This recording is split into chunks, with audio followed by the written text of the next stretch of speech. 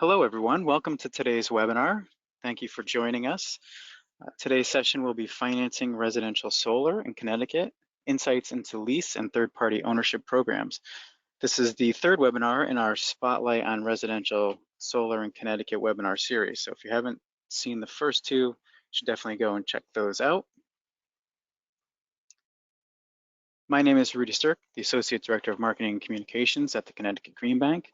Before we start, I want to cover some quick housekeeping items before we get into the presentation. First, today's webinar is being recorded. We will send out a link to the recording when it's posted, along with some other related materials. Second, we will have time at the end of this presentation for questions. So please put any questions you might have during the presentation into the question box on the GoToWebinar panel, and we'll do our best to answer them at the end. So for today's presentation, we have Brian Garcia, President and CEO of the Green Bank, and Bert Hunter, Executive Vice President and Chief Investment Officer. So you can see our agenda on the screen today. We've got plenty to cover, so without any further delay, I'm going to turn this over to Brian Garcia. All right, thank you, Rudy. Thank you for that introduction. Good afternoon, good morning to folks out there. I want to welcome you all to our third webinar in this series. Many of you are local stakeholders here in the state of Connecticut who are interested in residential solar. You're also states and municipalities across the country who are also interested in the role of incentives and financing programs to advance residential solar. So welcome. As a follow-up from our last two webinars where we discussed a 10-year residential solar incentive program that we implemented in Connecticut, along with the residential solar loan programs. Today, we're going to delve into lease financing, or sometimes referred to as third-party ownership models, through two different products that we implemented. One is the Connecticut Solar Lease, which was available to local contractors in Connecticut, and then Solar for All, which is our partnership with Posigen, that enabled Connecticut to become a solar with justice state. Following this webinar, in September, we're going to look at the present market for residential solar in Connecticut, community solar, and battery storage, with an eye towards competing in the EPA's Greenhouse Gas Reduction Fund's Solar for All competition. Today, we're joined by Bert Hunter, our Executive Vice President and Chief Investment Officer at the Green Bank, who's going to provide an overview of leases and delve further into our Connecticut Solar Lease and Solar for All programs. So let's get started. Let's go to the next slide, Reedy.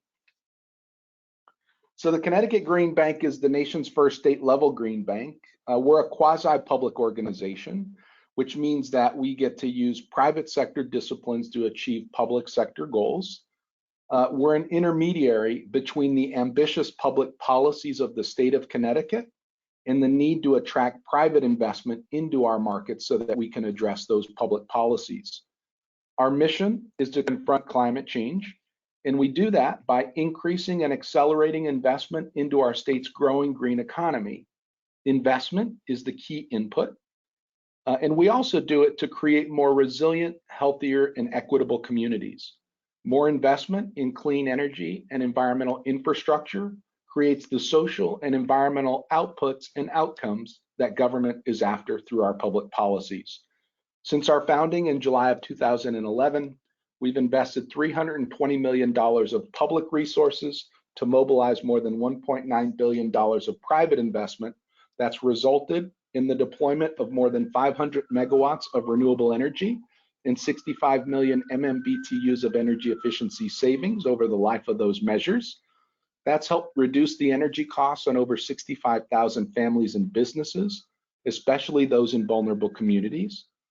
Of course, that investment creates jobs, direct, indirect, and induced jobs in our communities. It also helps raise tax revenue. So we've helped raise over $110 million in sales, personal, and corporate income tax revenue for the state.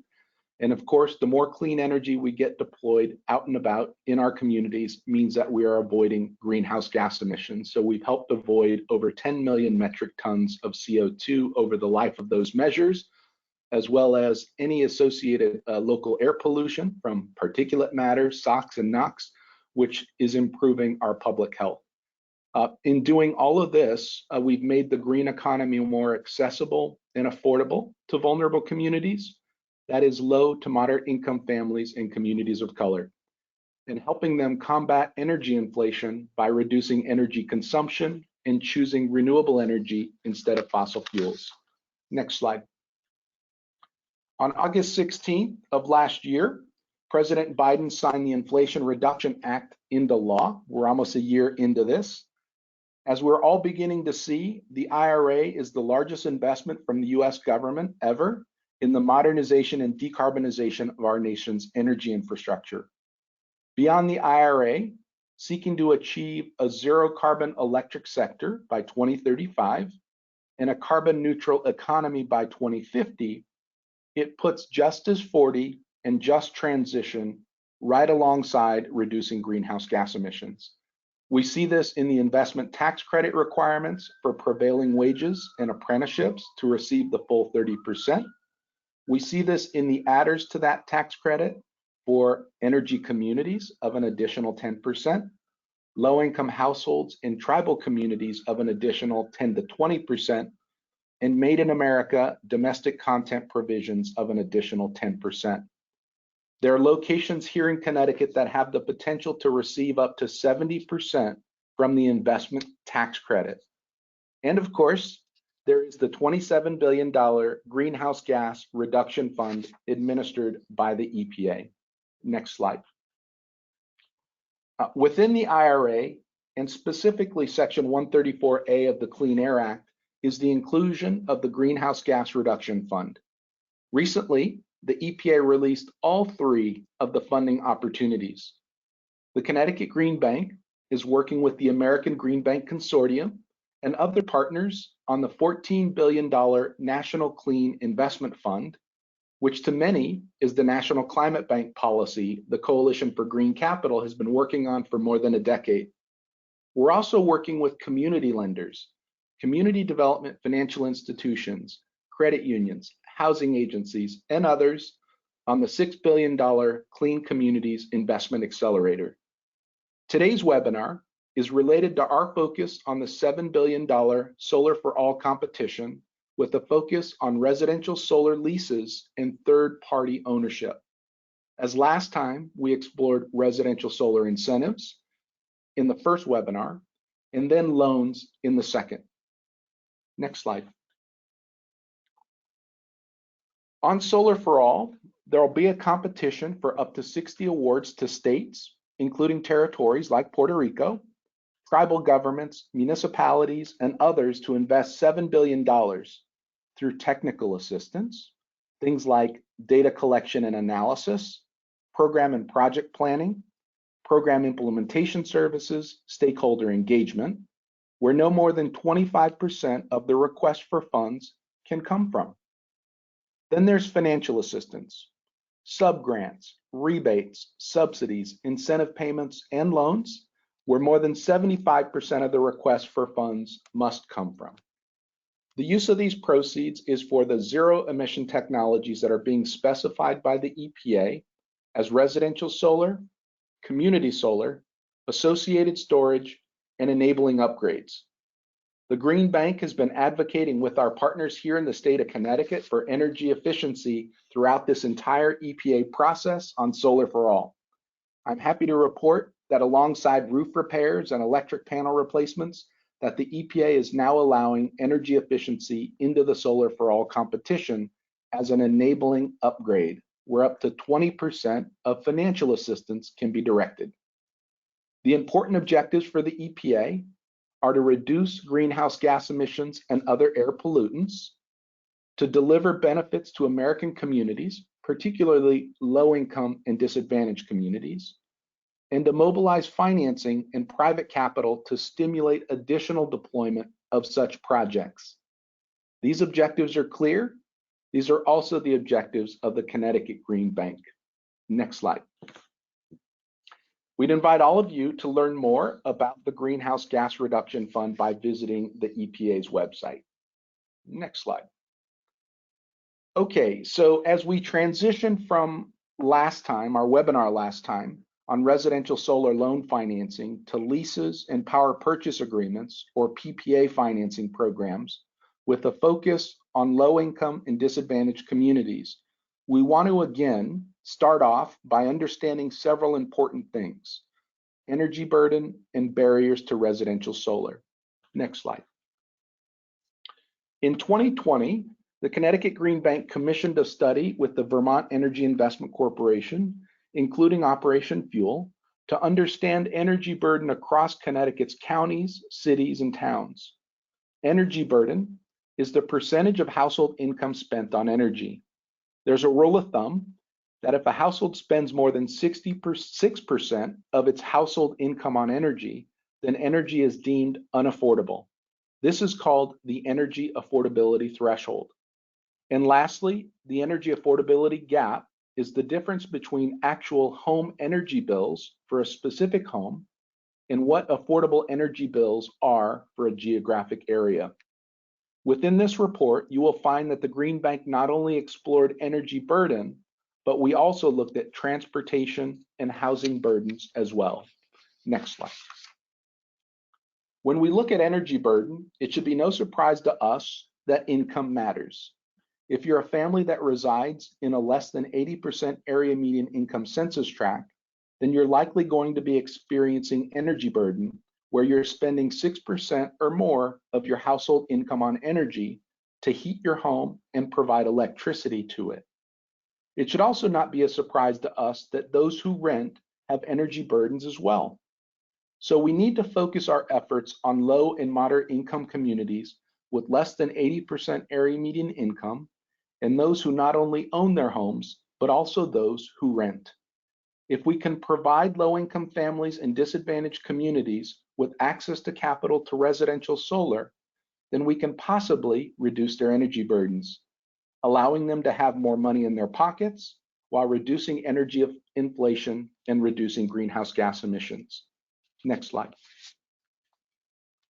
The study not only looks at Connecticut's 8 county levels, but it delves further into its 169 cities and towns to help us understand where we need to target our efforts. For example, on the bottom graph within Hartford County, we can see that both the cities of Hartford and New Britain have energy burdens greater than 6%. These cities and many of their census tracts also show up as disadvantaged communities within the DOE's tracker, or show many categories of Justice 40 indicators within the EPA's environmental justice screen. If you delve further into the census tracts of these cities, you can see where energy burden can be up to and greater than 10% for families. Our friends at the Department of Energy have a useful tool called their LEAD tool, which stands for Low Income Energy Affordability Data Tool, which provides energy burden across the country. By understanding energy burden, we can begin to identify where we want to target residential solar deployment. And it's important to note that within the EPA's Solar for All competition, that they want to see projects located within their environmental justice screening tool or climate and economic justice screening tool. Next slide. As we identify target locations where residential solar can reduce energy burden, we also need to understand what barriers exist to low-income adoption that need to be overcome to unlock access. This is where the National Renewable Energy Laboratory can help us better understand these barriers. Of course, there are numerous barriers to overcome. NREL categorizes them into 5 areas: finance and funding, community engagement, policy and regulatory, site suitability, and resilience and recovery. As this webinar series is focused on finance and funding, we can see what specific barriers need to be overcome to enable increased investment in and deployment of residential solar in low-income and disadvantaged communities. These families have an inability to afford an upfront payment. They have difficulty accessing low-cost financing options for low-income or no credit scores. They don't have access to specific incentives or financing mechanisms to bring down the cost of solar to reduce energy burden. And these families generally don't have the ability to benefit directly from the investment tax credit and more. I'd recommend that to understand the barriers for residential solar deployment in low-income and disadvantaged communities, that you read this report for useful insights on those barriers. Next slide. Now that we understand energy burden and some of the barriers to residential solar adoption for low-income families, let's turn our attention to comparing local electricity rates to equivalent lease or PPA rates for residential solar. Next slide. In the first webinar, we talked about electricity costs in Connecticut. In the second webinar, we talked about how the levelized cost of energy from solar PV could reduce electricity costs on families and the role of loans in providing access to residential solar. Connecticut is a deregulated state when it comes to generation, first transmission, and distribution. We have an over-reliance on natural gas power plants, so are susceptible to energy inflation. And as a result of the war in the Ukraine putting pressure on natural gas prices, electricity rates in Connecticut increased from about 25 cents per kilowatt hour to about 37 cents per kilowatt hour from the period of January 1st through June 30th of this year. That, obviously, is inflation. Beyond solar loans, providing access to residential solar PV, there's also third-party owned financing through leases or power purchase agreements, which can combat this inflation. Next slide. Like loans, leases are another form of financing for residential solar. Unlike loans, where the homeowner owns the system and gets to take advantage of the federal tax credits, with leases, a third party owns the system and receives not only the federal tax credit, but also depreciation benefits. Typically, there's a set monthly lease rate, say $100 a month, and that lease rate may either be fixed at 0% or escalate up to 3% typically on an annual basis. Contracts for third-party owners with households is usually up to 20 years, and some third-party owners allow the homeowner buyout options along the way. We can compare the value of those monthly lease rates on an equivalent electricity price by simply dividing the monthly lease rate by the production of the solar PV system that month. As I mentioned in the first webinar, the Connecticut Green Bank collects a lot of data. In this case, we know the electricity rates, the solar PV production data, and have contracts between the customer and the third-party owner. What we see from this image here is that in the winter, when solar PV is producing the least in Connecticut, that the equivalent lease rate can exceed the electricity rate. However, overall, in Connecticut, the equivalent lease rate for residential solar is less than the electricity rates, creating economic savings or reducing the energy burden of participating families. Next slide. Solar power purchase agreements, or PPAs, are another form of third-party owned financing for residential solar. Unlike leases, where the homeowner pays a fixed or monthly lease rate, with PPAs, a homeowner is paying a fixed or variable price for the solar energy produced from the system. Typically, there's a set PPA rate, say for example, 15 cents per kilowatt hour of solar production. And that PPA rate may either be fixed at 0% or escalate up to 3% typically on an annual basis. As that solar PV system produces electricity, the difference between the electricity rate and the PPA rate is the savings that the household receives. That is a high-level overview of a third-party owned residential solar PV system. Let me now turn it over to Bert Hunter to get into the details on two lease products the Green Bank supported so you can get a better sense for how they are structured. Bert. Thank you, Brian. And good morning to all of you listening today. As Brian mentioned, I'll be talking about two lease products that the Green Bank supported, and in fact, one we still support. But before doing that, I want to take a moment to provide some context for how the Green Bank became so active in these lease and PPA programs. The Green Bank's role in third-party owned models goes back to 2009 when our predecessor entity, the Connecticut Clean Energy Fund, or CCEF, established the first public-private partnership for leasing solar PV to working families. This program was active from 2009 to early 2012 and resulted in more than 800 families benefiting from the program. Our financial partner, U.S. Bank, provided 50 cents of capital for every dollar of CCF public capital. And this program was for single-family homes only. Like Brian mentioned a few minutes ago, First Solar Lease program made solar accessible to working families with no upfront payment, and it gave preference to families with modest incomes. The program was a huge success, but as 2011 drew to a close, the fund was running out of capacity. Our contractors needed a solution as national models were only just getting started. And our contractor community, being smaller businesses, were not considered large enough to attract these national names. Next slide, please. So we developed Solar Lease 2. And once again, U.S. Bank joined the Green Bank as our financial partner. In addition, we hypothesized that our local banks would support this program by providing loans to the special purpose entity that would provide the leases. And we attracted 4 local lenders: Webster Bank, Key Bank, People's Bank, now M&T, and Liberty Bank.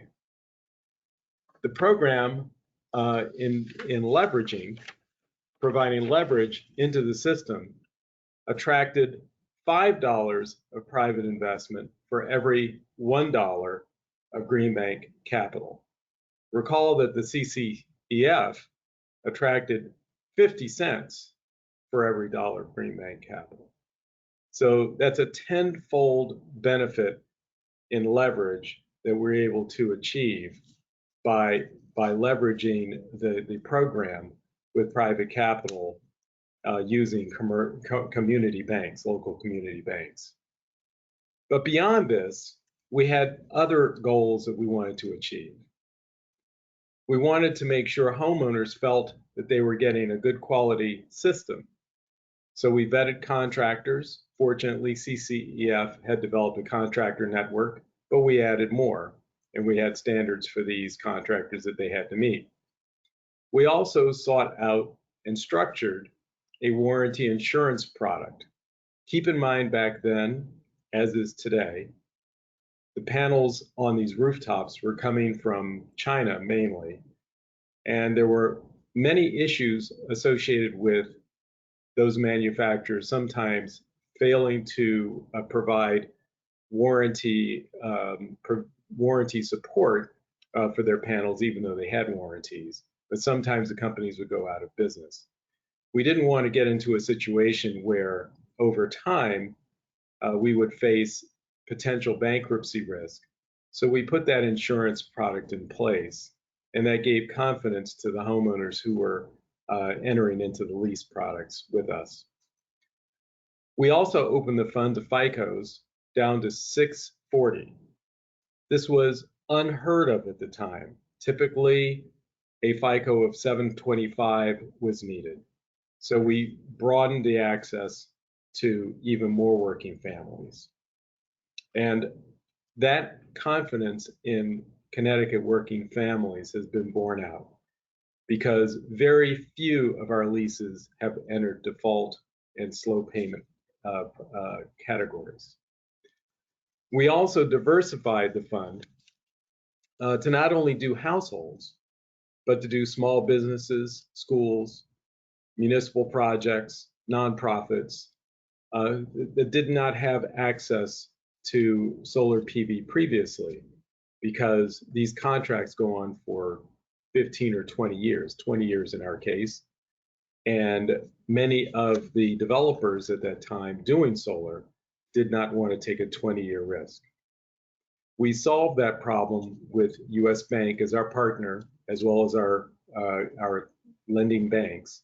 They agreed that we could use commercial PACE as a security mechanism to secure the payment that was required under a number of these lease arrangements. So this ended up opening a whole new cohort to the program. And we also gave contractors a pricing tool so that they could actually dynamically set pricing for the leases, and they would compete against each other every day. So this ended up not only providing lower cost capital into the program, but also resulted in prices for solar, as reflected in these lease rates, falling each year of the program. Next slide, please. All of these relationships are shown on this slide. So even though we structured this as a lease and not a PPA, we made sure that the lease developed good value for money, with a cost per kilowatt hour on average in the range of 12 to 15 cents. So as you see on the next slide, the cumulative benefits saving for the 1,200 residents that were served by Solar Lease 2 has cumulatively provided about $6 million of savings. That represents hundreds of dollars of savings each and every year. Next slide, please. Our experience in Solar Lease 2 gave rise to the partnership with Posigen and Solar for All. Next slide, please. Solar for All was developed with Posigen when they responded to an RFP that we issued back in 2015. And the reason we issued that RFP was when we look back at the experience that we were having with Solar Lease 2, we realized that even though we had reduced FICOs down to 640, we were still missing a cohort of low-income customer. This was related to the marketing approaches of the contractors that we had at the time. So we developed a incentive program around the solar incentive. We doubled the solar incentive and invited various contractors to apply into the program to secure the benefit of a program in Connecticut for the benefit of our citizens. Posigen won that RFP. In 2015, we provided a $10 million support package for them in order to develop their solar lease. The solar lease was for 20 years, and it provided not only a solar PV product, but it also provided energy efficiency and has resulted in over 4,500 leases and $128 million of investment. The savings is represented on the next page. Next slide. This is the actual structure. It just shows that Posigen is being supported with their SPV, Sunlights Connecticut LLC, being supported by the Green Bank, and also attracting tax equity. In our case, in Solar Lease 2, it was US Bank. In Posigen's case, they use a variety of tax equity providers, as well as they've leveraged the fund with a number of providers that we use, community banks. They've used a variety of sources from private equity and other investors. So that's the structure here. Next page. These are the cumulative benefits. Now, there are many more leases in the solar lease, in the Posigen lease situation. So the cumulative benefits are approaching $10 million. Again, hundreds of millions of dollars of benefits in this program. Next slide, please. And so now I'm going to turn it back to Brian Garcia, who's going to go to a comparison of lease products by income and race. Thank you, Brian. All right, thank you, Bert. That was great. Thank you for that excellent overview of the importance of leases and the lessons that we learned on lease products here at the Green Bank that we've used to support residential solar over the years. Let's go to the next slide, Rudy. So now let's look further at how the Connecticut Solar Lease and Solar for All lease products performed when it comes to income and race. The Connecticut Solar Lease was run between 2014 through 2016 and reached about 1,200 families. This financing product was made available to local contractors to offer their customers. What we see is limited uptake by low-income families, those in less than 80% income census tracts, the dark blue and Kelly green bars in this chart in the upper left-hand side. We also see that although the Connecticut Solar Lease reached some Black and Hispanic families, it was really low. In comparison, take a look at Posigen and Solar for All.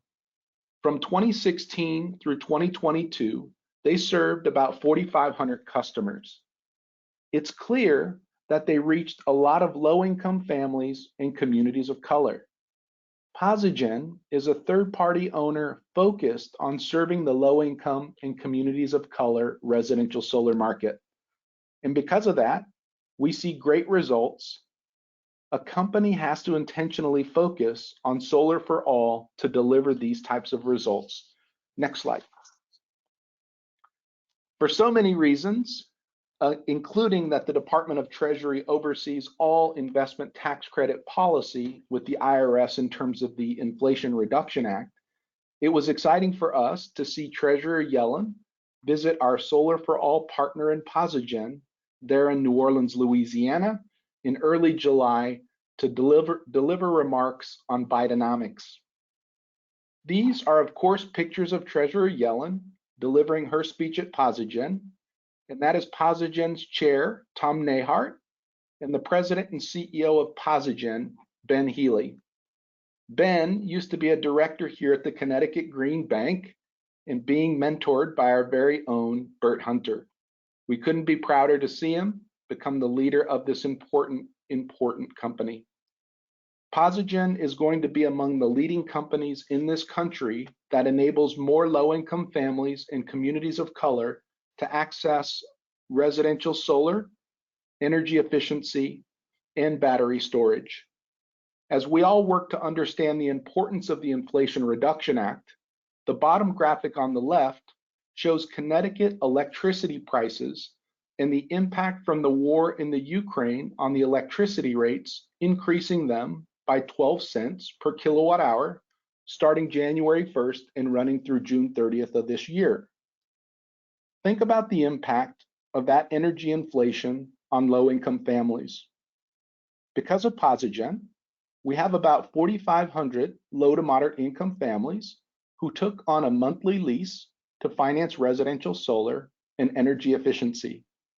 As a result of this financial innovation, making solar PV more accessible and affordable to vulnerable communities, you can see with the graphic on the right side how solar reduced energy inflation, even with a macroeconomic impact from a war on the local economy. Next slide. Okay, so here are a few closing thoughts before we open it up to your questions. Next slide. These webinars are one way that the Connecticut Green Bank wanted to share with you all the lessons learned from implementing residential solar incentive and financing programs for single-family homeowners. We've also created more in-depth storyboards that bring a lot of data and visualization into this as well, so check out those links. We're going to be sending those links to the third story map following this webinar. And lastly, as Connecticut looks ahead at the Solar for All competition, and given that our residential solar and storage market and public policy and incentive programs are in transition, we scheduled a fourth webinar with the Public Utilities Regulatory Authority to talk about the Residential Renewable Energy Solutions Program, Energy Storage Solutions Program, and Shared Clean Energy Facilities Program with a focus on low-income and disadvantaged communities. We believe that through public policy and subsequent regulation, that we may have created an incentive and financing structure that will provide a solution to residential solar on affordable housing to deliver benefits to tenants and the owner. We invite our many colleagues to share their lessons learned on residential solar incentive, loan, and lease financing best practices as well, so that we can accelerate residential solar investment and deployment in low-income and disadvantaged communities across the country. We also invite your public comments on the Greenhouse Gas Reduction Fund's Solar for All competition and any thoughts you might have on the residential solar incentive, loan, and lease programs we just shared. Next slide. As we wind down the overview of Connecticut's residential solar market from 2012 through 2022, with respect to our incentive and financing programs, we wanted to leave you with a few observations of the data. We recognized in 2014 that although we were seeing investment in and deployment of residential solar in Connecticut, that we were failing to reach low-income families and communities of color. Up to that point, Connecticut was performing like the rest of the country, but we shifted our focus intentionally to open up a new market. And because we did, Connecticut led the Northeast for the past 5 years in terms of effectiveness, the highest watts per capita deployment, in terms of efficiency, the lowest solar renewable energy credit incentives per kilowatt hour, and in terms of equity, the highest penetration of systems in less than 80% AMI census tracts for residential solar in the region. The Green Bank model can be a strong force to providing easy and affordable access to residential solar, as we've been discussing throughout these 3 webinars, but especially for vulnerable communities. Next slide. Many of us have been involved in reviewing various requests for information and providing public comments on a number of opportunities that the IIJA and Inflation Reduction Act have presented us over the last several years. The Connecticut Green Bank has created this webpage that you see below, where we share our engagement with the federal government, including the EPA, DOE, Treasury, HUD, and more. We invite your comments on the Greenhouse Gas Reduction Fund there as well.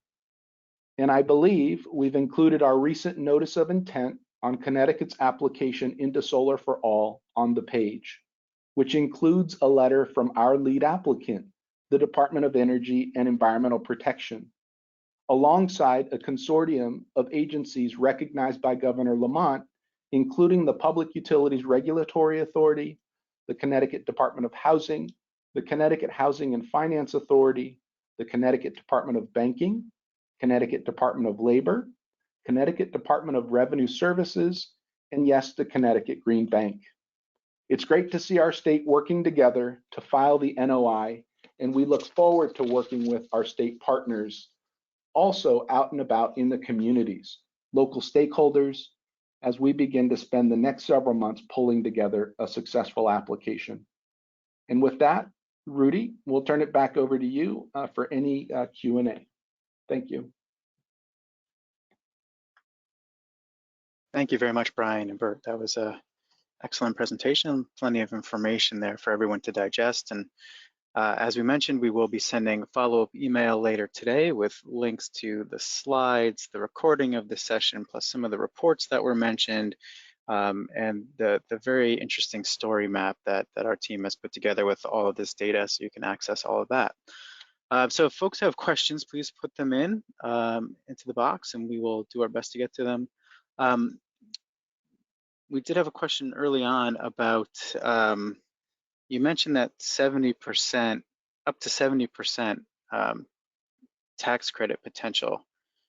Could either you or Bert give a little bit of insight into how those could potentially stack up to really help low and moderate income families? Why don't I provide the high-level ITC overview of the adders, and then Bert, you can come in terms of the structure and how that could help support financing of residential solar. So within the Inflation Reduction Act are several provisions for the investment tax credit that reward developers for supporting projects in environmental justice communities. For example, the investment tax credit, as we've thought about it, historically has for projects greater than a megawatt has received a 30% investment tax credit. Currently, underneath the new structure, in order to receive the full 30% value of the investment tax credit, you have to support prevailing wages and apprenticeships. If you don't, then your project will receive a 6% tax credit. So this is a bit of a stick, trying to encourage the just transition public policy priorities of the Biden administration. Then there are several adders. There is the Energy Communities adder, which is a 10% adder to the investment tax credit, so above 30%, taking you to 40%. This is very locational, so every state should take a look. Just Google Energy Communities adders ITC. It'll take you to a map. I forgot what agency produces that map, but in Connecticut, what you will see is Fairfield County, a metropolitan statistical area, is all included for 1 year and designated as an energy community. There are two cities that formerly had a coal-fired power plant that have since been retired, Bridgeport and New London. So the census tract with the power plant and those immediately adjacent to it have the 10% adder. And then there's a third way of categorizing the energy communities adder around brownfields. And the EPA is going to be sending out additional guidance on the location of those brownfields to get the adder. So that's the energy communities adder. Then there's a low income adder, which we're really excited about here in Connecticut, that can be 10 to 20%. There are a variety of different definitions and, in fact, allocations. I think the Treasury has identified 4 different allocations where every year 1.8 gigawatts of residential solar, wind and solar projects that are less than 5 megawatts have access to 1.8 gigawatts of additional incentive. And those are allocated across a number of different categories, including tribal communities, really, really important. So possibly an additional 10 to 20% on top of the investment tax credit. And then lastly is domestic content. If your project has a certain percentage of its components that are made in America, then you can possibly receive an additional 10%. So you stack all those things up, in an ideal case, you possibly have a project that could receive a 70% investment tax credit as a result of the IRA. But let me turn it to Bert, and Bert, you want to offer up some perspective on what that could mean in terms of financing? Sure, Brian, thanks. Yeah, if you take a typical system size of 7 kilowatts, with fair market value somewhere in the $4 or so range, and a system purchase price of about $30,000.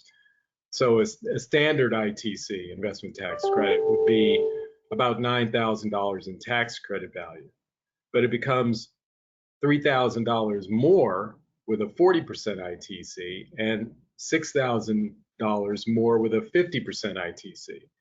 So given current economic conditions, this extra value is critical to helping companies like Posigen compensate for increasingly challenging inputs when it comes to costs, due both to global supply constraints and the cost of capital.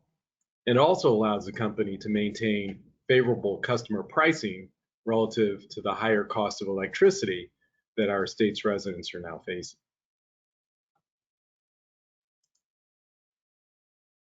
Great, thank you both for that information there. So I know we've been speaking mostly about single-family residential. We did have a question come in, just a definition question on multifamily. So for definition for low-income residential, is 6 units per building considered residential or commercial for PV in Connecticut? Great question. We are going to delve into this more specifically in the 4th webinar when we talk about the Residential Renewable Energy Solutions Program. But essentially, single family in Connecticut is defined as 1 to 4 units. Multifamily is defined as 5 or more units. As a result of the passage of Public Act 2148 in the 2021 legislative session, there was a bill that essentially brought affordable housing into the residential incentive market. Prior to that, multifamily was treated as a commercial project. So in Connecticut's policy construct, there were caps in terms of the amount of clean energy that could be deployed in the commercial and industrial sector. There was a competition for incentives. Now that it's in the residential program, there are no caps. So however many projects that developers and families want to deploy per year in the residential sector, there's no caps. And there's a fixed tariff, a rate. So every kilowatt hour that's produced by that system will produce between a 29.5 cent to 32.5 cent tariff. It's called the buy all sell all rate that project will receive for a 20-year period. So when that policy passed, the Public Utilities Regulatory Authority took up the regulation and definition of that policy. It brought together the Department of Energy and Environmental Protection, the Connecticut Housing Finance Authority, the Department of Housing, HUD, and the Connecticut Green Bank to help with that definition through a number of different regulatory proceedings at PURA. And then within the last 6 months came out with a definition of affordable housing. I'll give you one example of it. If your property participated in a CHFA, CHFA, or Department of Housing or HUD-backed property historically, then you were on the affordable housing list. So we learned this from what was happening in California. If you're on the state-backed affordable housing property list, check, you're on the list. So there is a list of 1,300 affordable housing properties within the docket that include over 80,000 units of affordable housing that are now eligible for the state incentive. So that is the definition in Connecticut. The incentive structure is now in place with the Greenhouse Gas Reduction Fund and the Inflation Reduction Act on the tax credits. Connecticut is well positioned to ensure that our families, that our tenants within affordable housing can realize not only the economic benefit, but other benefits as well as we help them build out and finance residential solar and battery storage. Great, thank you, Brian. So a couple of questions have come in specific to the details of the leases. So one question, who would provide repair or support or warranty or insurance coverage for those homeowners who have leases?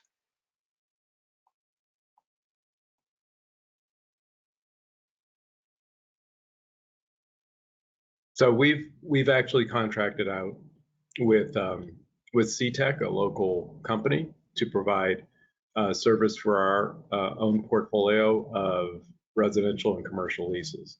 So they are doing that for us right now and doing excellent work. And we're glad we're able to source good local Connecticut grown assistance for that.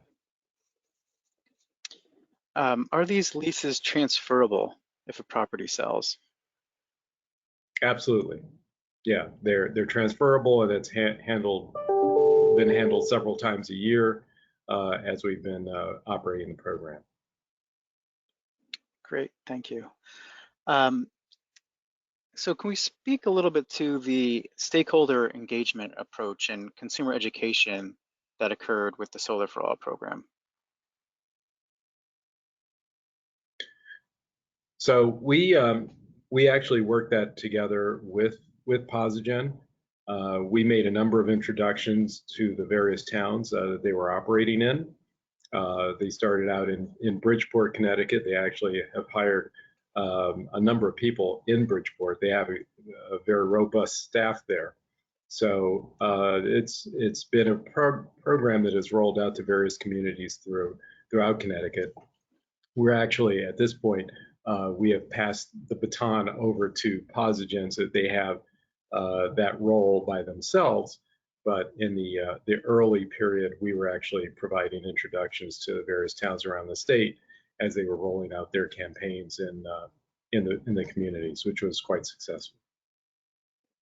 I would add, Bert and I attended numerous town events where over time, people in the community working with town leadership, vetted Posigen, got excited, and then made public announcements of them in their communities. We were involved in a number of those announcements with the residents of those towns, and then just watching and observing them out and about in neighborhoods, stomping the pavement to help those families access their product.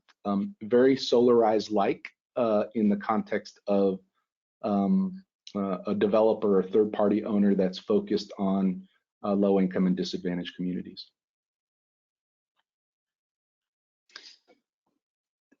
Great, thank you there.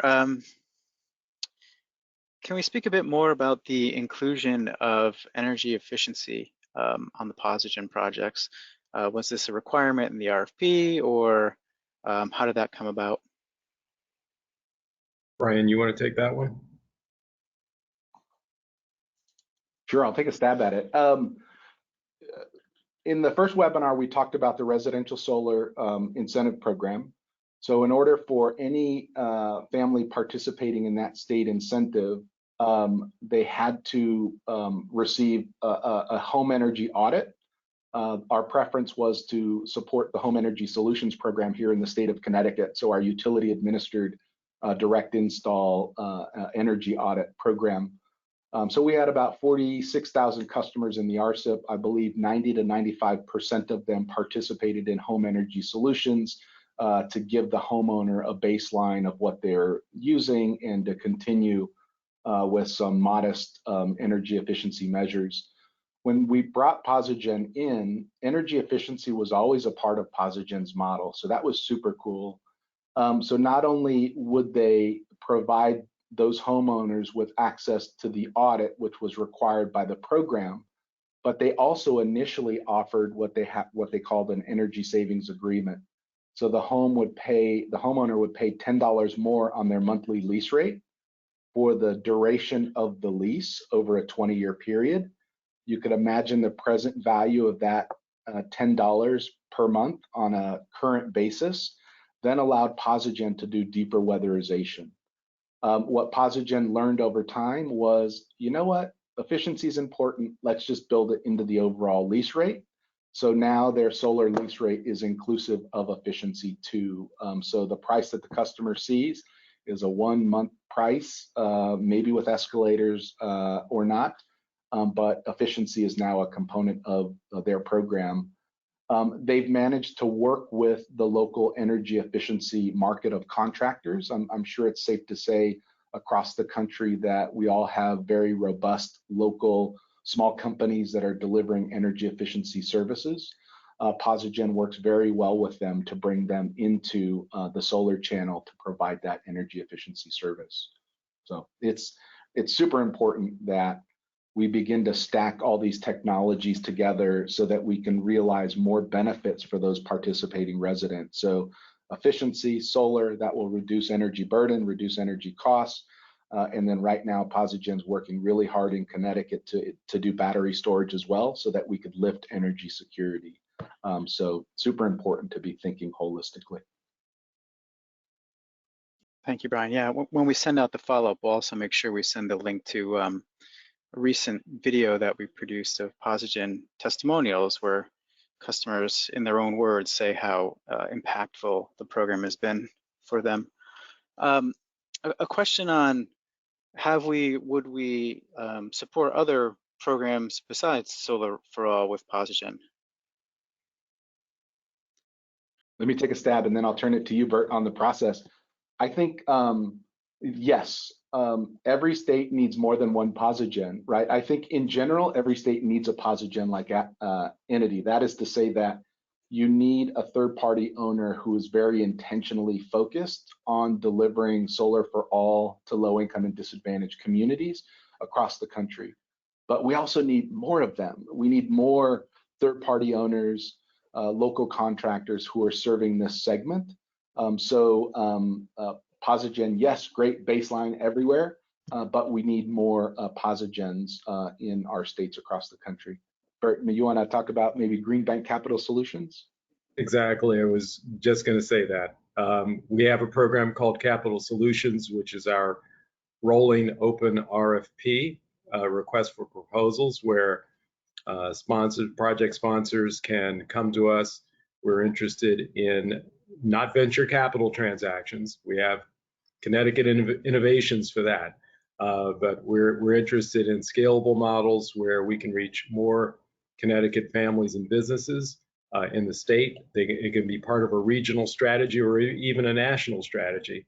So we're open to all those ideas, and please, you'll find that on our website. Just put in Google CT Green Bank and Capital Solutions. It'll take you right to the open RFP, and we'd love to hear from you.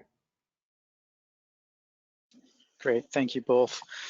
We did have a couple questions come in about batteries, but since we are running low on time and we'll be covering that in the webinar in September, I would encourage folks to register for that. There were a few questions that I don't think we're going to have time to get to, but we will follow up with folks directly to make sure we try to connect you with those answers. So with that, I think we will wrap up this webinar. We will again send out the follow-up with the links to all these resources that were mentioned today, and encourage you to continue to participate with us as we go through the fall. Thank you all for being here today.